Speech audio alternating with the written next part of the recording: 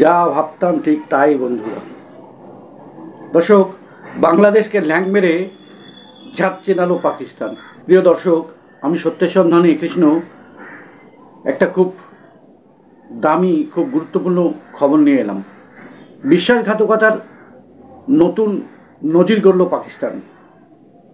স্বাভাবিকভাবেই এটা তাদের কাছ থেকে কাম্য। এবারে পাকিস্তানের নিশানায় মোহাম্মদ ইউনূসের বাংলাদেশ।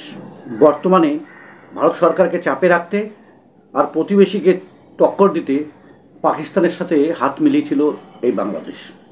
কিন্তু বন্ধুরা, কথায় বলে অভ্যাস পরিবর্তন হলেও প্রকৃতি কিন্তু কখনো বদলায় না। এই পাকিস্তান এমন একটা দেশ যা দুধ দিয়ে কালসাপ পোষার মতো। দুধ দিয়ে যতই কালসাপ পোষা হোক না কেন, একদিন কিন্তু সে ছবল দেবেই দেবে।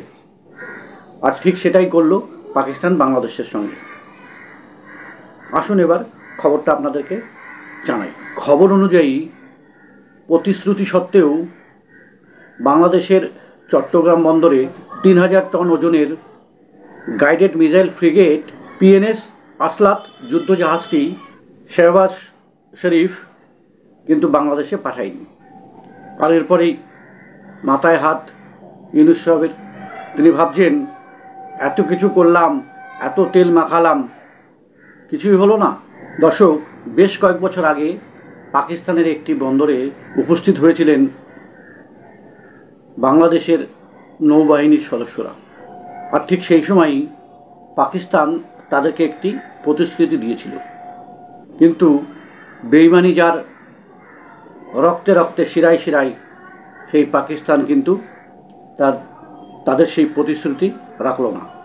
আর তাতেই আন্তর্জাতিক মহলে বাংলাদেশের লজ্জায় একেবারে মাথা কাটা। এত ঢাকঢোল পিটালো, এত কিছু করলো, পাকিস্তানের কাছে গেল, পাকিস্তান বাংলাদেশের কাছে আসলো, পাকিস্তানের ভরসায় ইন্ডিয়ার সঙ্গে চোখে চোখ রেখে কথা বলার চেষ্টা করছে। আজকে আমার এই প্রতিবেদনটা করার উদ্দেশ্যই একটা, বাংলাদেশি ভাই বোনদের জন্য, যে পাকিস্তান কখনো কারো বন্ধু হতে পারে না বন্ধুরা। তারা শুধু নিজেদের স্বার্থ সিদ্ধির জন্য কিছুদিন হয়তো মুখোশ পরে আপনাদের সাথে ভালো ব্যবহার করার চেষ্টাটা করছে। আপনাদেরকে এটা করে দেবো, ওটা দেবো, এটা দেবো, এই দেবো, আলটিমেটলি কিচ্ছু না। লাস্টে আপনাদের কিচ্ছু না। হয়তো জাহাজে করে কিছু ফটকা এসব পাঠিয়ে দিয়ে আপনাদের মন জয় করার চেষ্টা করছে। বলুন না, বলুন, চাল পাঠাতে, গম পাঠাতে, ডাল পাঠাতে, তেল পাঠাতে, আলু পাঠাতে পারবে না। কারণ তাদের তো নিজেদেরই খাবার জুটছে না। তাদের দেশে জিনিসের যে দুর্মূল্য, দুমুঠো খাওয়াই পাকিস্তানের জনসাধারণের জন্য খুব দুর্বিষহ হয়ে পড়েছে। আপনাদেরকে কি দেবে? তাই বাংলাদেশের বন্ধুদের কাছে আমি এটাই বলতে চাই, বন্ধুরা, আসল প্রকৃত বন্ধু চিনুন। কারা আপনাদের সাথে থাকবে, কারা আপনাদেরকে হেল্প করবে একে অপরের সাথে। আমাদের সংস্কৃতি, আপনাদের সংস্কৃতি এক। আজকে আপনাদের বাংলাদেশে ভাষা আন্দোলন কেন হয়েছিল? কাদের বিরুদ্ধে হয়েছিল? এই পাকিস্তানিদের বিরুদ্ধে, যারা বাংলা ভাষাকে পায়ে দুমড়ে মুচড়ে যেতে চেয়েছিল। আর তাদের সাথেই আজকে আপনারা হাত মেলাচ্ছেন। কত বীর শহীদের রক্তে এই স্বাধীনতা বাংলাদেশের, যেটা আমরা শুনেছি, পড়েছি। কত মা বোনদের ইজ্জত এরা লুটেছে, আর তাদেরকেই আপনারা আপনাদের ঘরে ঠাঁই দিচ্ছেন।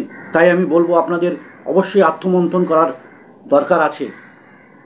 দেখুন, ভাবুন, যুদ্ধ বা এই ধরনের কোনো কিছুই কিন্তু একটা রাষ্ট্রের জন্যে কখনোই সুষম নয়, কখনোই ভালো দিক নয়। নিজেদের লাইফস্টাইলটাকে যদি চেঞ্জ করতে হয়, তাহলে উপার্জন বাড়াতে হয়। তাই বলছি বন্ধুরা, ভেবে চিন্তে কাজ করুন। দেশটাকে আরও উন্নতশীল করার জন্যে নিয়ে যান। এসব মানুষের ফাঁদে পা দেবেন না। এই পাকিস্তান বলুন, চীন বলুন, কখনোই আপনাদেরকে ভালো চোখে দেখে না। যতই আপনারা চীনে গিয়ে তাদেরকে নিয়ে আসুন, তাদের থেকে ব্যবসাপত্র, তারা চীন এমন একটা দেশ যারা নিজেদের স্বার্থ ছাড়া অন্য কিচ্ছু বোঝে না। তাই বলছি বন্ধুরা, সময় এসেছে এখন নিজেদের বিবেক বুদ্ধি দিয়ে চিন্তা করে ভালো জিনিসটাকে গ্রহণ করা, খারাপটাকে বর্জন করার। কোথায় গেল সেই ভ্রাতৃত্বপূর্ণ সময়? ইন্ডিয়া থেকে বাস যাচ্ছে বাংলাদেশে, বাংলাদেশ থেকে বাস আসছে ইন্ডিয়াতে, কত মানুষ চিকিৎসার জন্য ইন্ডিয়াতে আসছে, কত মানুষ ইন্ডিয়া থেকে বাংলাদেশে ঘুরতে যাচ্ছে।